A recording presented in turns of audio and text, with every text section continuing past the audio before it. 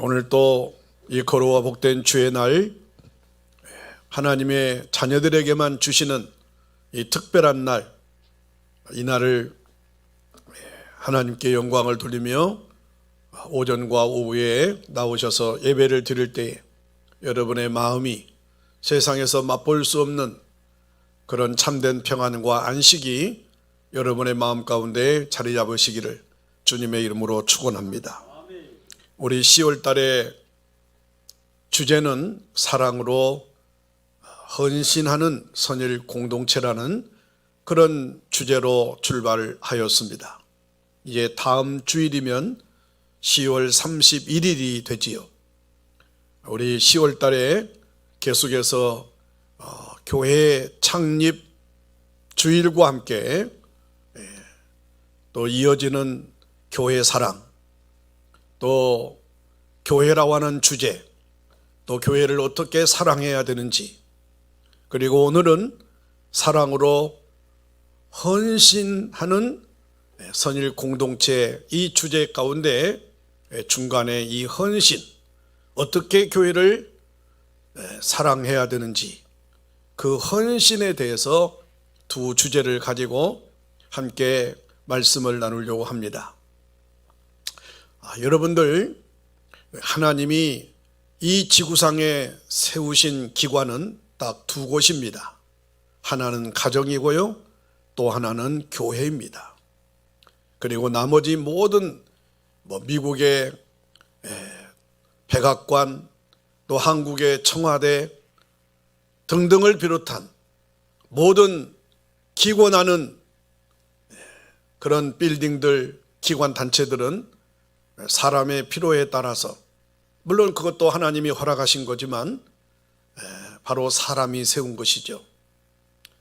그러나 이 가정을 세우시고, 그리고 그 가정에 아담과 하와를 통해서 하나님이 이제 교회를 만드시고, 이제 이 가정을 통해서 하나님의 나라를 세워가시는 아름다운 모습을 기억하십시오.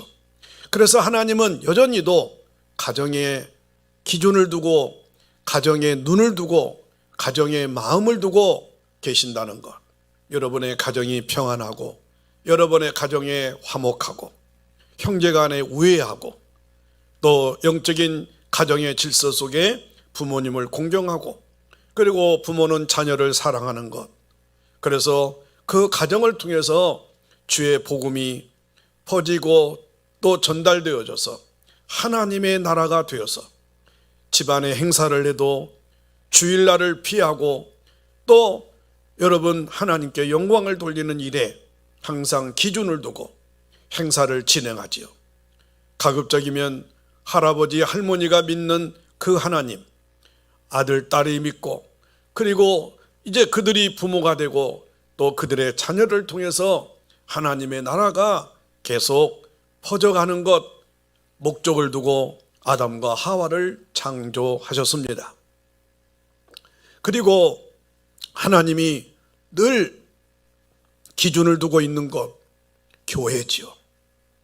여러분, 세계 모든 나라, 모든 인류가 나름대로 여러분 명예와 권력 앞에 떵떵거리지만, 그리고 큰 소리 치지만, 우리 영적인 하나님의 사람들은 여러분 그들이 마침 세계를 움직이는 것처럼, 그들이 마침 경제를, 주가를 좌우지우지하는 것처럼 보이지만, 그러나 그 배후에서 우리 하나님께서 밤과 낮을 운영하시고 온 우주 만물을 다스리고 계심을 믿으시기를 주의 이름으로 축원합니다. 여러분, 우리가 하나님의 말씀을 기억하면 천지는 없어져도 하나님의 말씀은 없어지지 아니한다고 하시는 말씀을 기억하시죠. 하나님의 말씀은 곧 하나님이시요, 하나님께서는 몸된 교회를 통해서 지금도 온 우주를 운행하고 계신다는 사실입니다. 그 이유는 딱 한 가지입니다. 여러분, 기고나는 건물을 더 세우기 위해서 기간을 연장하시는 것이 아니라 지금도 온 인류 가운데 당신이 택하신 그 한 사람을 구원하시는 그날까지, 그 당신이 원하시는 그 한 영혼을 구원하시기 위해서 지금도 이 세상에 이렇게 죄악 많은 이 어두워가는 세상 속에서도 참고 견디시고 기다려 주시는 것입니다. 여러분, 그러므로 그 한 영혼이 당신의 숫자에 찰 때까지, 지금 요한계시록을 통해서 우리가 보고 있지만 물론 상징적이지만 14만 4천 명이죠. 여러분, 하나님의 숫자에 찰 때까지, 지금도 그 영혼이 주께로 회개하고 돌아올 때까지 기다리고 참고 있는 것입니다. 하나님의 때가, 하나님의 수가 차면 여러분, 세상이 아무리 더 살고 싶어도 더 살 수 없는 심판의 날에 여지없이 여러분, 상과 벌로, 그리고 천국 백성과 지옥으로 여러분 구별이 되는 것입니다. 무슨 말이냐 하면 교회를 그렇게 중요하게 여기고 있다는 것입니다. 교회가 이 세상을 움직이고 있습니다. 교회가 이 세상을 여러분 운영하고 있다는 교회 때문입니다. 그 교회는 한 영혼이 구원받기를 원하기 때문에 세상의 경제가가, 여러분, 권력가가 정권을 더 유지하는 것이 우선이 아니라 하나님은 한 명의 택한 자 돌아오기를 위해서, 그래서 교회를 세웠고, 그래서 이 세상에 제일 소중하고 여러분들 주님의 눈이, 시선이 있는 곳은 교회입니다. 이런 교회를 사랑하는 그 사람, 이런 교회를 위해서 헌신하는 그 사람, 하나님이 축복하시고 또 그 사람을 통해서 그 일을 이루어 가신다는 사실을 기억하십시오. 그렇기 때문에 교회 사랑과 함께 여러분 또 중요한 것은 헌신인 것입니다. 여러분, 세상에 그 어떤 것도 그렇게 쉽게 되는 일이 없습니다. 여러분, 낮은 산 하나 올라가는 것도 허리를 굽혀야 올라가요. 그리고 올라가다 보면 크고 작은 돌들이 있어요. 여러분, 강한 비에 패인 곳도 있어요. 잘 올라가야 돼요. 잘못하면 여러분 겹칠 수가 있어요. 내려오는 것 잘 균형을 잡고 내려와야 돼요. 그래야 미끄러지지 않고 다치거나 병원에 가지 않습니다.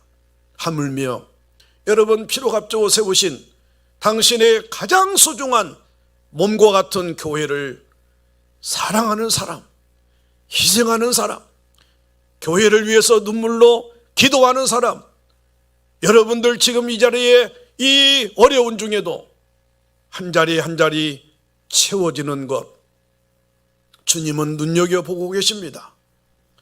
이것이 바로 헌신입니다. 지금 이런 시국에, 이런 시대에 여러분이 주의를 지키는 것은 당연한 일이지만 평상시 같지 않습니다. 애사롭지 않습니다. 얼마나 세상에 두려움이 많습니까? 얼마나 유혹이 많습니까? 얼마나 여러분의 마음 가운데 여러분 망설임이 있습니까? 갈등이 있습니까?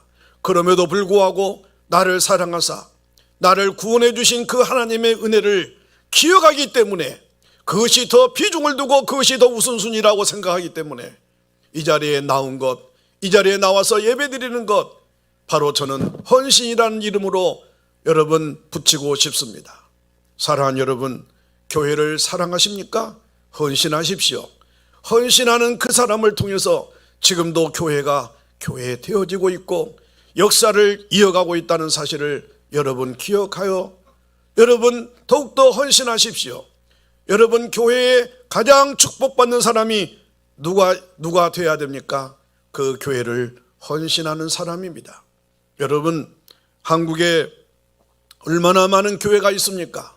눈만 돌리면 교회입니다. 그러나 안타깝게도 그런 교회들도 점점점 사라지고 있다는 사실을 기억하십니까? 재개발되면서 상가 개척교회들이 다 사라져가고 있습니다. 여러분, 또 그 재개발 끝나고 나서 아파트 단지가 되면 상가들도 없지요. 여러분, 종교부지라는 것은 한두 개밖에 주지 않습니다. 그래서 교회가 다 사라집니다. 안타깝지 않습니까? 이것이 바로 고도의 사탄의 전략입니다. 그리고 그런 상가, 그런 아파트 단지에 종교 부지를 받아서 교회 건물을 세워도 십자가를 세우지 못하게 합니다. 이것이 바로 지금의 정부 아닙니까? 안타깝게 여겨야 됩니다. 여러분, 교회가 쉽게 세워지지 않아요. 교회 부흥 쉽지 않아요. 여러분들도 함께 이 몸된 교회를 위해서 나름대로 10년째, 20년째 헌신해 오지만 교회 부흥이 저절로 되지 않습니다. 이렇게 빈자리가 있지만 누군가의 전도하는 헌신자가 필요한데, 여러분, 나만 나와서 교회에 나와서 예배 드리는 것, 지금 이런 시국에 여러분 만만치 않지 않습니까? 그런데다가 또 누구를 전도한다는 것, 누구를 향해서 전도지를 내민다는 것, 눈치가 보여집니다. 쉽지 않습니다. 여러분, 그럼에도 불구하고 여러분 교회를 교회되게 하는 것은 우리 주님이심을 믿으시기를 바랍니다. 여러분, 우리 지난주에도 우리 한 권사님이 이렇게 남편은 장로님이시지만 이렇게 몸마저 누우셔서 이렇게 남편 되신 장로님이 아내 되신 권사님에게 제발 좀 교회 좀 가라고, 제발 좀 교회 좀 가라고 그렇게 떠밀었지만 그 권사님은 코로나 때문에 여러분 어느 교회든지 갈 수가 없었습니다. 여러분, 몇 번 우리 선일교회 앞으로 서성거리면서 여러분 들어오기를 원했지만 코로나 때문에 그 교회가 어떻게 반응할지 몰랐답니다. 여러분, 그 남편 장로님, 87세 된 장로님이 얼마나 신앙이 두터우신지, 그래서 자기 아내에게, 아내된 권사님에게 제발 좀 나 대신 교회 좀 가라고, 제발 좀 교회 좀 가라고 그렇게 떠밀었답니다. 그러면서 울먹이면서 저에게 부탁을 해요. 목사님, 내가 몸마저 누워있지만 교회는 가지 못하지만 내 아내를 통해서 꼭 주정금 좀 보내주세요. 이렇게 말씀을 하셨어요. 여러분, 그리고 2주 전에 또 한 권사님이 또 등록을 하셔서 오늘 1부 예배, 지금 현재 2부 예배보다 더 많은 성도들이 예배를 드리고 갔습니다. 여러분, 우리 성경자 권사님, 정복순 권사님이 이렇게 이런 어려운 중에도 여러분 등록을 하시고 얼마나 예배를 드리는데 말씀 듣는 태도가 얼마나 좋으신지 제가 감동을 받았어요. 여러분, 우리 선일교회 성도 여러분, 여러분의 희생이 있었기에, 여러분이 지금까지도 이 몸된 자리를 지키고 있었기에 하나님의 때가 되매 하나님의 사람, 하나님이 필요한 헌신자를 보내어 주실 줄로 믿으시기를 주님의 이름으로 축원합니다. 여러분, 이렇게 아름다운 헌신이 있는가 하면 여러분, 때로는 때 묻은 헌신을 자기 나름대로 하면서 그것이 헌신이라고 착각하는 사람들이 꽤 있어요. 여러분, 때로는 하나님이 기뻐하지 않는 헌신이라고 그렇게 말하면서 마침 그것이 헌신이라고 하는 거예요. 여러분, 사도행전에서 보면 이 바울과 바나바가 여러분 복음을 증거하는 이 선한 목적을 두고도 갈등이 있었어요. 그래서 어떤 교회는 그 봐라, 바울과 바나바도 갈등이 있었지 않느냐, 그래서 교회 안에서 여러분 분열시키고 때로는 쪼개어져서 또 다른 개척교회를 세우는 것, 이것도 하나님의 뜻이다. 바울과 바나바 그 갈등 생기는 거 봐라 라고 하면서 마침 그것이 교과서인 양 그렇게 인용되기도 합니다. 물론 그렇게 해석하는 목사님도 있고 성도들도 있다고 생각합니다만은, 그러나 여러분, 자연적인 교회 개척이 아닌 강제로 서로 사랑해야 될 지체들이 사랑하지 못해서 마음에 안 맞는다고, 이해가 안 된다고, 그래서 교회를 분열시켜서 교회를 쪼개어서 또 다른 여러분 교회가 세워지는 것, 결코 하나님은 질서의 하나님으로서 그 행위 자체는 결코 떳떳한 것이 될 수가 없습니다.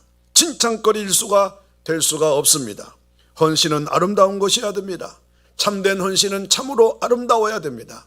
우리가 조금 전에 불렀던 찬양의 가사 가운데 아름다운 교회 나오지 않습니까? 그 아름다운 교회는 여러분 서로 사랑하는 교회예요. 여러분 주님을 위해서 구원받은 은혜에 감사 감격해서 헌신하는 교회가 아름다운 교회인 줄로 믿으시기를 주의 이름으로 축원합니다. 그러므로 여러분 자기 자리를 찾은 여러분 그 헌신의 사람이 중요해요. 헌신이란 말은 부르심이라는 뜻이 담겨져 있습니다. 여러분 이 부르심이라는 것은 참으로 고상한 거예요. 아무 데서나 찾을 수 없는 거예요. 여러분 이 예배에 부르심 받았다는 사실을 믿으시기를 주의 이름으로 축원합니다. 저도 이 자리에 부르심 받아서 이 자리에 서 있습니다. 여러분 하나님의 많고 많은 교회 가운데 특별히 이 선일교회로 부르셔서 여러분 이 소속감을 가지고 헌신할 수 있다는 것 행복 아닙니까? 세상에서도 내일부터 한 주간 동안 내 일자리가 있다는 것, 내 자리가 있다는 것, 내 집이 있다는 것, 내 가족이 있다는 것, 내가 섬기는 내 교회가 있다는 것, 여러분 행복인 줄로 믿으시기를 바랍니다. 여러분 그 일을 위해서 부름받은 거예요. 그곳을 위해서 부르신 거예요. 여러분 하나님 앞에 저는 대구에서 개척하다가 이 선일교회 부르심 받은 것 한 번도 후회한 적이 없어요. 그것 때문에 머뭇거린 적이 없어요. 부르심을 받는 순간부터 여러분 지금까지 헌신하는 일에 그리고 목사로서의 목사의 자리에서 부르심에 따라 충성했을 뿐입니다. 하나님 편에서 볼 때 너무나도 부족한 것 많겠지요. 그러나 이 부르심이 그만큼 중요한 거예요. 젊은이가 되면 나라에 부르심 받아 푸른 제복을 입고 나라를 지키며 38선을 지키는 이것 쉽지 않습니다. 부르심 받았지만 쉽지 않아요. 그러나 부르심 받았기 때문에 병역의 의무를 다하는 것처럼 여러분 바로 선일의 이 교회라고 하는 곳으로 여러분들은 부르심 받았다는 이 소속감을 여러분 분명히 하십시오. 그 순간부터 하나님께서 그 사람을 통해서 일하시고 그 사람에게 축복하실 줄로 믿으시기를 주님의 이름으로 축원합니다. 여러분 이 부르심을 또 다른 말로 표현하면 소명이라고 하는 말이지요. 여러분 오스 기니스의 저서 소명은 이런 말을 했어요. 돈을 많이 번 어느 기업가의 연설로 시작하고 있는데 그런 말하기를 많은 사람들이 태어난 바 그 인생의 목적을 찾지 못하고 그 목적을 모르는 채 삽니다. 기니스는 여기서 창조주의 소명에 응답하는 것 많이 삶의 궁극적인 존재 이유가 되고 인간의 존재 목적의 가장 고상한 근원이라고 정의를 내렸습니다. 또한 그런 말합니다. 키르케고르의 말을 인용하면서 그것은 나 자신을 이해하는 것이요 하나님이 진정 내가 하기를 원하시는 것을 아는 것이다 라고 말을 했습니다. 많은 사람들이 너무 많이 알거나 너무 많이 가지고 살면서 오히려 그것 자체에 목적을 두었기 때문에 실패하고 마는 것입니다. 그러므로 우리 예수 믿는 우리 선일의 공동체 여러분들은 매일매일 자기 자신이 누구인지, 내가 어느 곳에서 헌신을 해야 되는지 나 자신을 살피고 확인하는 것이 너무 중요합니다. 오늘 내가 하는 일이 하나님과 어떤 관계가 있는지, 내가 사는 삶이 진정 하나님의 부르심에 합당한 것인지를, 이런 명제를 놓치면 안 되는 것입니다. 헌신의 사람들은 그 부르심에 따라 잘 차리면 차리, 그리고 있어야 될 것이면 있어야 될 것, 그리고 부르심에 대한 듣는 사람들이 되어야 됩니다. 하나님이 나를 어떻게 오늘 살으라고 하시는지 들어야 됩니다. 그것이 기도입니다. 그것이 말씀입니다. 그것이 예배입니다. 여러분 하나님께서 정하신 그 자리, 하나님께서 나를 이 땅에 태어나게 하실 때는 계획하신 바가 계세요. 나를 통해서 하실 일이 계신 거예요. 그 기획하심에 충실한 사람들이 헌신의 사람이요 부르심에 반응하는 사람들입니다. 여러분 헌신에는 결과 이전에 동기가 너무 중요합니다. 여러분 많은 사람들은 결과부터 찾습니다. 잘했다 못했다, 이겼다 졌다, 성공했다 실패했다 결과부터 말하지만, 그러나 성경에는 결과 이전에 여러분 동기를 이야기합니다. 여러분 오늘 이 자리에 왜 나오셨어요? 주일날이니까 왔겠지요. 여러분 이 주일날 우리에게 원하시는 것이 무엇인지 분명한 동기가 있어요. 주님 앞에 물어보십시오. 동기가 얼마나 중요한지 몰라요. 여러분 보통 말하지요. 왜 내가 해야 되는데요? 왜 내가 봉사해야 되는데요? 왜 내가 헌신해야 되는데요? 우리는 가끔 되묻곤 하지요. 여러분 동기가 중요합니다. 하나님 앞에 중요한 것은 무엇을 얼마나 이루었느냐가 중요하지 않습니다. 저는 하나님 앞에 지금 이 시점에 계속 묻고 물으며 기도하고 있어요. 주님, 이 혹시 나에게 하실 말씀이 있으시면 지금 말씀하십시오. 혹시라도 주님 앞에 잘했다라고 하는 말보다는 너 이것 잘못했다, 너 이거 실수했다, 너 이것 왜 그렇게 했어? 라고 하시는 말씀에 대해서 혹시라도 그렇게 말씀하시면 더 내가 잘 듣기 위해서 이제부터라도 회개하려고, 지금이라도 회개하려고, 혹시라도 그런 말씀하실까 봐 귀를 기울이고 마음을 열고 있습니다. 왜냐하면 잘못했다고 하면 저는 책망을 드려야지요. 그리고 내가 원하는 것이 이것이었는데 왜 너는 이것밖에 못했다고 추궁하면 저는 겸손하게 받아들일 수밖에 없어요. 여러분, 그러나 하나님이 무엇을 이루었느냐라고 하기보다는 왜 그 일을 했느냐부터 물으실 것이라고 생각이 되어집니다. 그 동기를 살피는 것, 그 의미를 살피고 그 방향을 분명히 해야 됩니다. 성경 고린도전서 9장 26절에 이렇게 말씀하고 있지요. 이 가을에 우리에게 꼭 필요한 말씀입니다. 다 같이 읽을까요? 시작. 그러므로 나는 다름질하기를 향방 없는 것 같이 아니하고 싸우기를 허공을 치는 것 같이 아니하며. 아멘. 여러분 혹시라도 다름질할 때 방향 없이 달리는 사람 봤습니까? 혹시 싸울 때에 헛손질하는 것 여러분 얼마나 힘든 줄 혹시 경험하셨습니까? 바로 그 말입니다. 우리 선일의 성도 여러분들은 하루를 살더라도 여러분 이렇게 교회에 나와서 예배를 드리고라도 분명한 목적이 있어야 됩니다. 왜 나와서 예배 드려야죠? 왜 오늘 주일을 지켜야죠? 여러분 적어도 성령 받고 적어도 세례 받으신 분이라면 이 물음 앞에 즉각 머뭇거리지 말고 답할 수 있어야 됩니다. 나를 구원해 주셨고 나를 택하여 주셨고 많고 많은 사람 가운데 나를 특별히 독생자까지 아낌없이 내어주셔서 나를 사랑해 주셨을 뿐만 아니라 그래서 구원받게 해주셨죠. 왜 구원받게 해주셨지? 너 왜 그렇게 너를 위해서 내가 죽어준 줄 알아? 라고 묻는다면 또 즉각 대답해야 돼요. 헌신하라고요, 희생하라고요, 몸된 교회에 봉사하라고요. 하나님이 그래서 불러주신 거예요. 그래서 교회가 부흥하면서 이제 우리 교회 자체로만 끝나면 안 돼요. 우리 선일교회의 소명은 더 아시아권을 넘어서 세계 열방으로 나아가기 위해서 하나님이 그 일을 위해서 쓰시려고 우리를 불러주셨다는 사실을 믿으시기를 주님의 이름으로 축원합니다. 여러분 운동장에서 경기하는 자에게 가장 중요한 것은 골이 나는 것 아닙니까?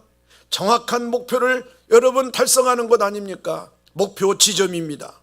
싸우는 자도 헛손질을 일삼는다면 이겨낼 수 없습니다. 우리 인생도 마찬가지입니다. 우리를 부르신 주님과 상관이 있는 비전을 가져야 됩니다. 여러분 그런 목적을 가져야 그게 바로 상관이 있는 삶이요, 그것이 바로 주님이 인정하는 진정한 헌신의 삶을 살아갈 수 있다는 것입니다. 여러분 사도행전 19장의 에베소에 소동이 일어나는 사건이 나오지요.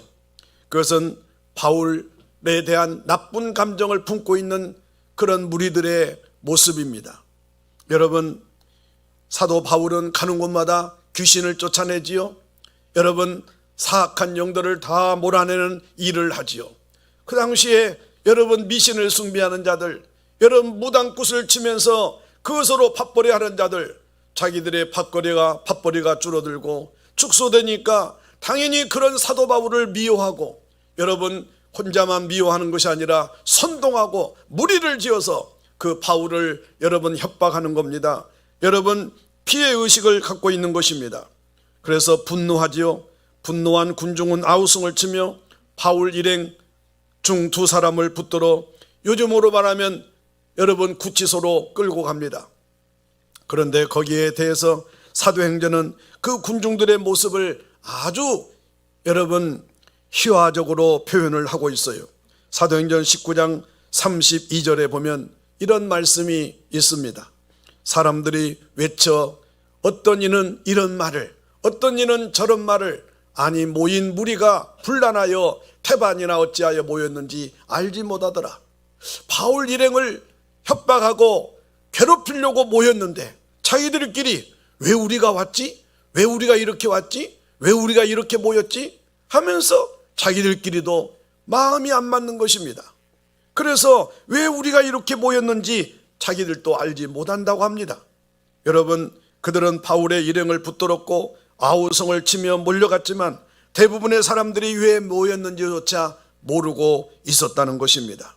여러분, 그런데 오늘의 교회마다 그 속내를 들어가 보면, 살펴보면 이런 모습이 적지 않아요. 그렇죠? 여러분, 하나님을 믿으러 왔지만, 예수님의 구원의 은혜에 감격하며 한때는 감동했지만 어느 순간 이런 은혜야, 이런 사랑이 여러분 멈추어 있는 동안 서로가 아우성쳐요. 서로 사랑해야 될 대상을 미워해요. 원망해요. 불평해요. 그러면서 왜 내가 이러지? 왜 그렇게 하는지도 모른답니다. 여러분, 내 주견도, 내 의지도, 내 신앙도, 확신이나 뚜렷한 것이 없이 모두들 그렇게 하니까 덩달아 따라가는 신앙생활이 꽤 많이 있다는 거예요. 기억하십시오. 주님께서는 교회에 출석한 날수를 세거나 따지지 않습니다. 여러분들이 봉헌한 헌금의 액수를 헤아리지 않습니다. 먼저 하나님의 뜻을 찾아서 자신을 다스려야 됩니다.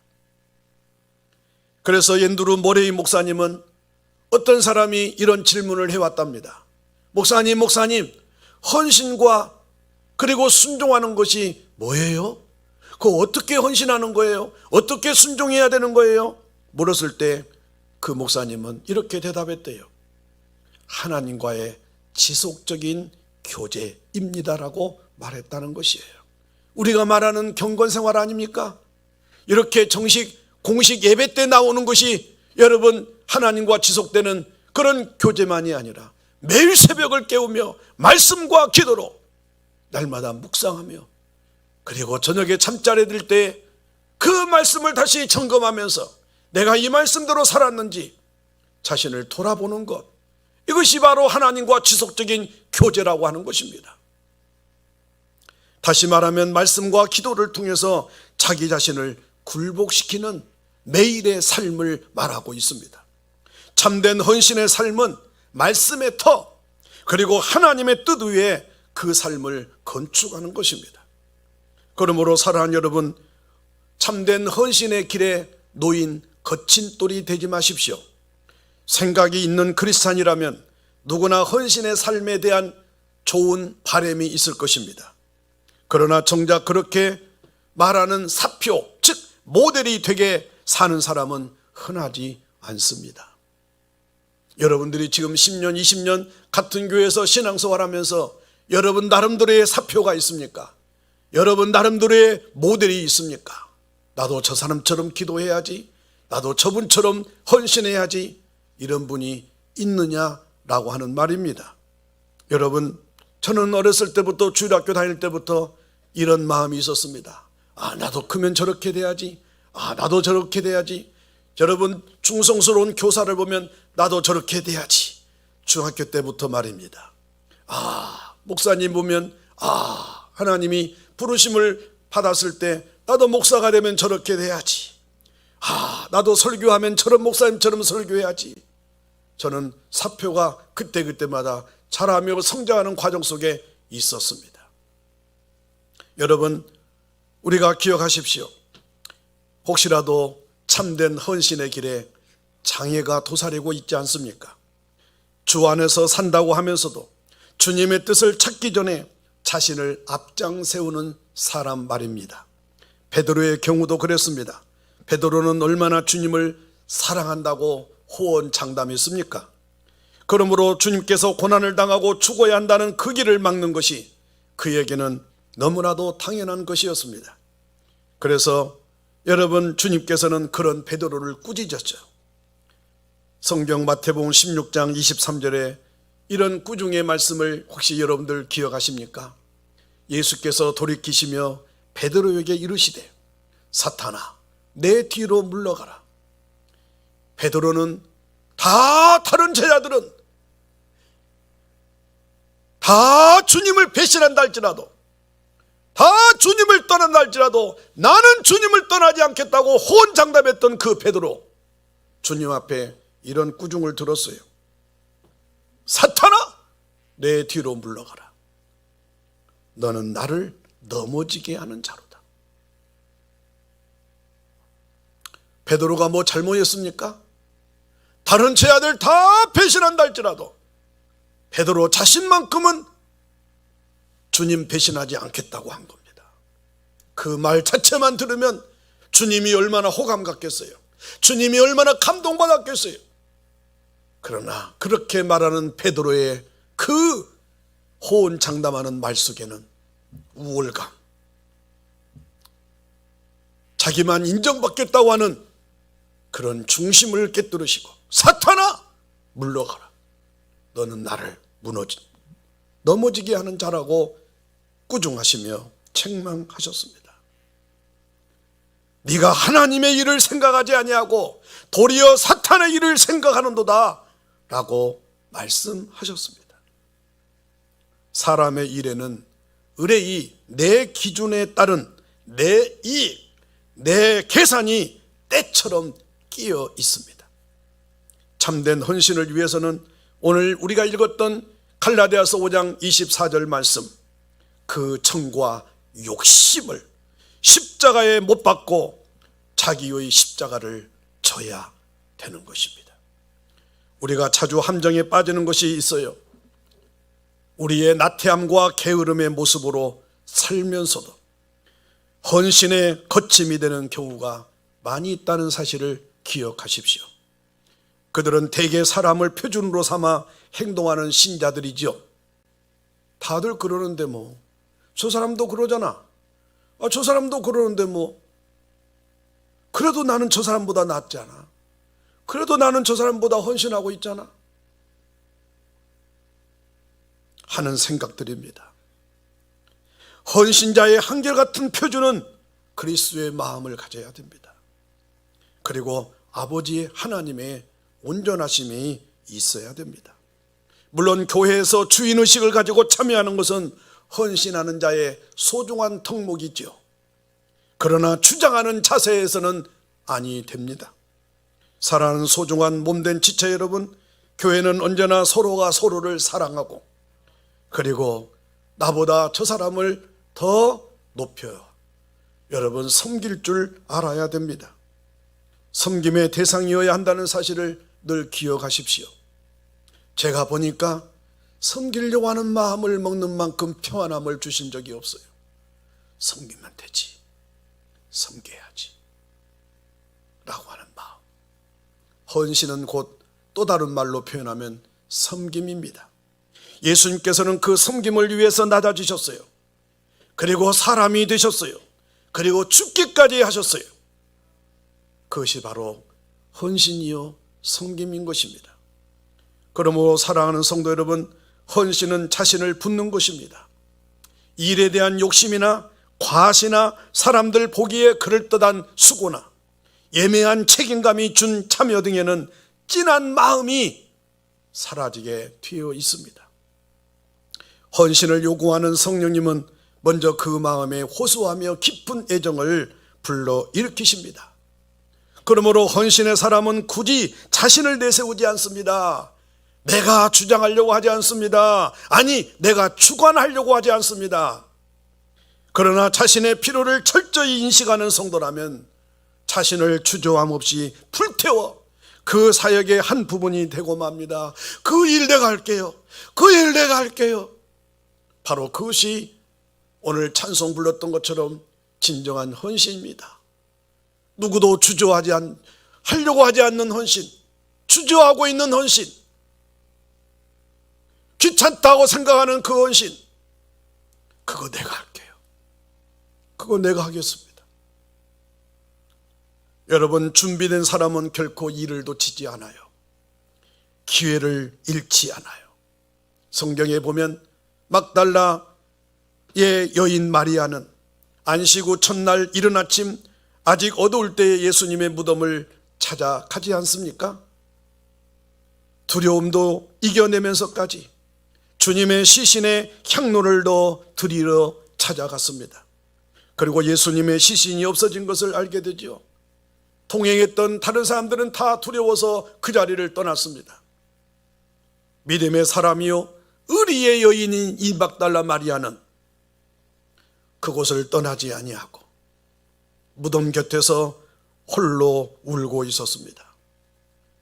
그때 한 곳에서 음성이 들리기를 여자여 어찌하여 울며 누구를 찾고 있느냐라고 하는 음성을 들었죠.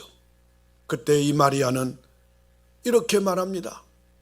사람이 내 주를 가져다 어디다 두었는지 내가 알 수 없습니다. 혹시라도 당신이 옮겨갔거든 내게 좀 말 좀 해주세요. 내가 가져가리다라고 호소를 하면서 울먹이는 모습을 봅니다. 부활하신 주님을 만나지 못해서 우는 것이 아니라 주님의 시신을 잊어버려서 울었습니다.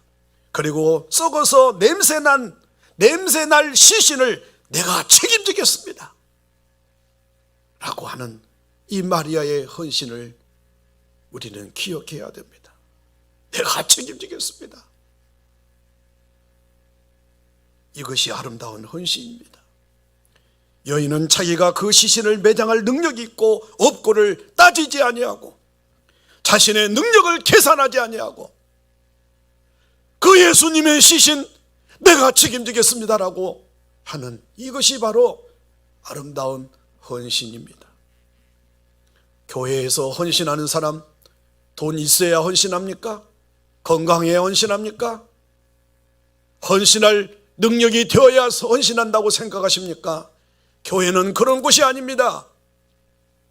헌신할 능력이 없어도 믿음이 있으면, 헌신할 그런 여러분 돈이 없어도 주님을 사랑하는 마음이 뜨거우면 여러분 헌신하게 됩니다. 헌신할 때에 돈도 주십니다. 헌신할 때에 건강도 보장해 주십니다. 헌신할 때에 내가 할 수 없을 때 헌신할 사람을 붙여서라도 그 일을 이루어 헌신하게 하는 것입니다. 교회의 헌신은 바로 그렇게 이루어지는 것이죠. 예수님께서는 그런 마리아에게 자신을 드러내셨습니다. 부활하시자 제일 먼저 만나 주셨지요. 마리아가 부활하신 예수님을 만난 최초의 사람이 된 것은 결코 우연이 아니었습니다. 마리아의 아름다운 헌신이 부활의 주님을 감동시킨 것입니다. 오늘 또 이런 헌신자를 찾고 있습니다. 건강하면이 아니라 지금입니다. 앞으로가 아니라 지금입니다. 자녀 다 키워놓고가 아니라 지금입니다. 지금보다 돈 많으면이 아니라 지금입니다. 우리는 교회 안에 중요한 일이 있을 때마다 이런 헌신자를 요구하지만 정작 자신의 헌신까지는 반응하지 않습니다. 비록 썩어서 냄새나는 교회일지라도 제가 그 일을 맡겠습니다 라고 하는 예정 어린 헌신이 교회를 세워지기도 하고 지켜 유지하기도 하는 것입니다. 그리고 결국 아름다운 향기를 발산하게 됩니다. 오늘 좋은 교회를 찾아 이 교회 저 교회를 탐색하는 많은 크리스찬들을 만나는 것은 참으로 안타까운 현실입니다. 크리스찬들은 좋은 교회를 찾아 방황하는 사람이 아니라 좋은 교회를 만드는 사람들이 되자고 하는 그 글이 여러분 나가면서 늘 벽에 걸린 액자를 혹시 보고 있지 않습니까? 곧 누구에게 말하는 것이 아니라 나 자신에게 여러분에게 말하고 있는 것입니다. 혹시 아직도 좋은 교회를 찾고 있습니까? 좋은 교회를 위해서 헌신하는 자가 되십시오. 여러분, 아름다운 헌신, 그 헌신은 우리 주님께서 함께 하시는 줄로 믿으시기를 바랍니다. 하나님께서는 그런 헌신의 사람을 지금도 찾고 있어요. 그리고 하나님은 그런 헌신하는 자와 함께 일하고 계십니다. 우리는 앞서 인간의 존재 목적을 생각했지만 사람의 삶에는 하나님의 목적이 있고 또 그렇게 쓰시기 위하여 하나님의 준비가 있기 마련입니다. 한 사람 한 사람에게 합당한 재능, 합당한 은사를 주셨습니다. 거룩한 주일날 예배드리는 것이 다 목적이 아닙니다. 주일날이면 여러분의 역할을 감당하기 위해서 바빠야 됩니다. 분배해야 됩니다. 꾸며야 됩니다. 희생해야 됩니다. 예배만 드리고 왔다 갔다 하는 사람보다도 여러분 교사면 교사, 헌신이면 헌신, 어떤 분야 어떤 자리에든지 여러분의 손때, 여러분의 발자국이 있어야 됩니다. 그런 사람에게 하나님은 은혜를 주시고 그런 사람을 통해서 교회에 여러분 부흥을 이루어 내시는 것입니다. 사랑하는 성도 여러분, 요한 3서 1장 2절 이 말씀으로 마무리하기를 원합니다. 우리 다 같이 읽을까요? 여러분의 말씀입니다. 시작. 사랑하는 자여, 내 영혼이 잘됨같이 네가 범사에 잘되고 강건하기를 내가 간구하노라. 아멘. 입을 벌려 고백하신 여러분들의 이 말씀이 이대로 임하시기를 주의 이름으로 축원합니다. 이 말씀 가운데 내 영혼이 찰됨같이입니다. 하나님과의 관계를 말합니다. 하나님을 가까이 함으로 여러분의 영혼이 잘 되시기를 주님의 이름으로 축원합니다. 기도하겠습니다.